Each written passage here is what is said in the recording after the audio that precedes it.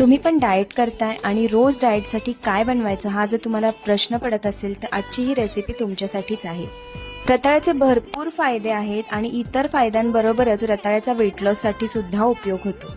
सुरुवातीला रताळी जी आहेत ती कुकरला 2 शिट्ट्या काढून शिजवून घ्यायची आहे। त्यानंतर सालं काढून रताळी आपण चिरून घेणार आहोत।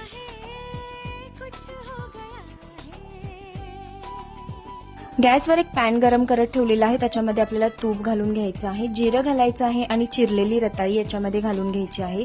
चवीनुसार मीठ घालायचं आहे आणि 2 ते 3 मिनिटं परतून घ्यायचं आहे। गॅस बंद करून लाल मिरची पावडर, चाट मसाला आणि लिंबू रस पिळायचा आहे।